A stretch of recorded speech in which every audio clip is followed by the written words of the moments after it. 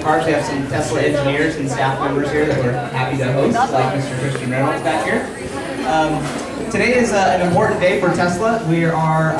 There's two sort of milestones. One is that the first time in history we're displaying the Model X design prototype in public. The other exciting thing about today is that for the first time we're displaying all four Model S signature colors on four Model S beta vehicles in the back. So if you haven't already, I encourage you to go to our charging area behind the store, sort of around here. You'll see the four Model S beta vehicles. We're also lucky to actually have a Model S pre-production test vehicle out front, which our program director actually drove here from Los Altos. So I encourage you to take a look at all these different displays. But for right now, I want to give just a really quick overview of Model X and what it's all about. And also introduce you to sort of the concept of why we decided to produce a car like this. When we started to look at the market for the SUV and the minivan, we saw that minivans offered a great deal of interior space and a great deal of functionality, but they weren't particularly stylish and they weren't particularly fun to drive. Now, on the opposite end of the spectrum, SUVs were a little bit more stylish, they were a little bit more fun to drive. However, they really didn't offer you all that much interior space given the size of the vehicle. And so, concurrent with this sort of realization, we had our Model S coming to market. And Model S is built with this flat sort of skateboard design platform under the car. And you can kind of see this on this photo behind me, where the battery pack is the stress member of the car, and the motor and drive unit is built into the rear axle. And so we said, well, why can't we produce a car that has the utility of a minivan, but with the functionality and sort of the style of an SUV? And then, of course, being Tesla, why can't we make one that's incredibly high performance, too? And so that drove us to produce the Model X design prototype, which is this vehicle here. This is a one-of-a-kind hand-built car, hand-built by Tesla engineers and designers. And so we encourage everyone to appreciate the car, but also be careful that it's quite important to Tesla, and we would like to show it to lots more people in the future. But with that being said, one of the things that we wanted to do, as I mentioned earlier, was produce a car with incredible functionality. And part of that is allowing seating for 7 full-size adults. And as you can see with this car, we have a third row featuring 3 seats, 2 in the front and another 2 in the rear. But with most minivans, you'll know that getting into the rear seat is actually quite difficult. You need to sort of fold the second row forward or climb in over the back. And so this is why we introduced the Falcon Wing door concept, which I'll introduce.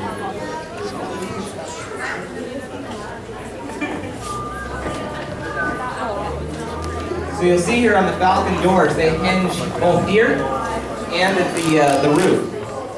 And by employing those 2 hinges, what we're able to do is allow the doors to swing open in as little space as is required next to the vehicle. So instead of making a big arc, they actually open up and then out. So they actually need less space to open than a traditional door like the front doors.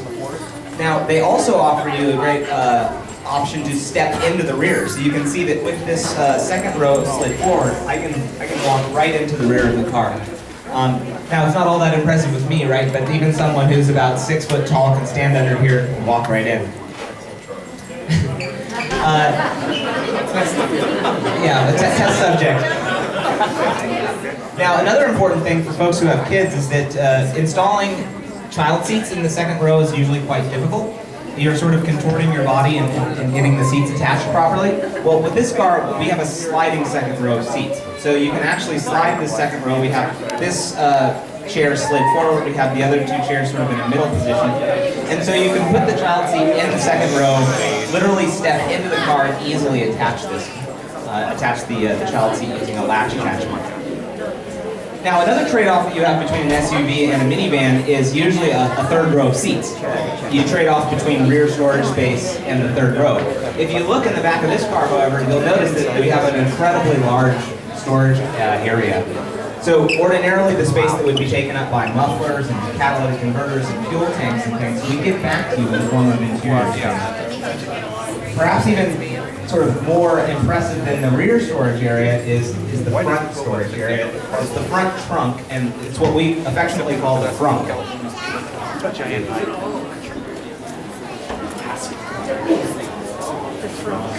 So you'll see that the whole front of the vehicle is also a storage area. So you can imagine going on a hike or something, and you can keep your dirty hiking boots in the back to keep all your nice your clothes clean up front as well.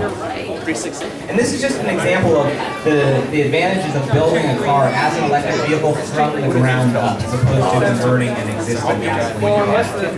Now, if we were to remove the body of this car, we would essentially have a chassis system similar to that of Model S with a flat battery pack and a rear-mounted drive unit. So it's a rear-wheel drive car. With the flat battery pack, it means this car has incredibly great handling, very low center of gravity. It'll actually handle on par with other sports sedans and even sports cars. But with Model X, we're happy to introduce the concept of Tesla dual motor all-wheel drive.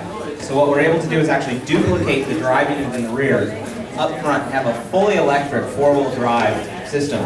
And because it's fully electric and you don't have mechanicals linking the front and the rear, all of that efficiency that's normally lost in those differentials, we retain. So you have all the benefits of all-wheel drive without the reduction in mile per gallon that you ordinarily suffer from. Now, this car is slated to go into production towards the end of 2013, beginning of 2014. So we have about 2 years of engineering work in front of us to make it safe and reliable and durable.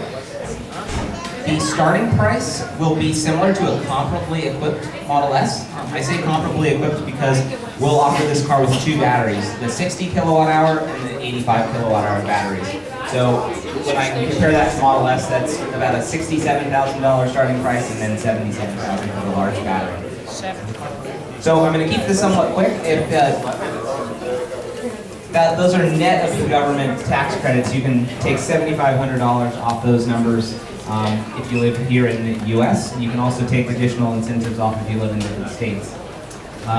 Anyone here in Tesla gear is welcome to answer your questions, myself included. I also encourage you, as I said earlier, to step outside into our beta area and check out the Model S beta prototypes. Deliveries begin this summer.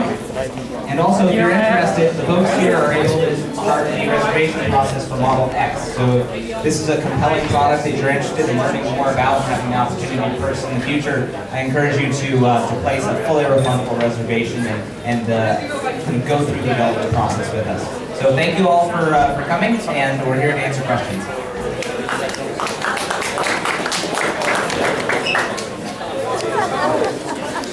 I tried.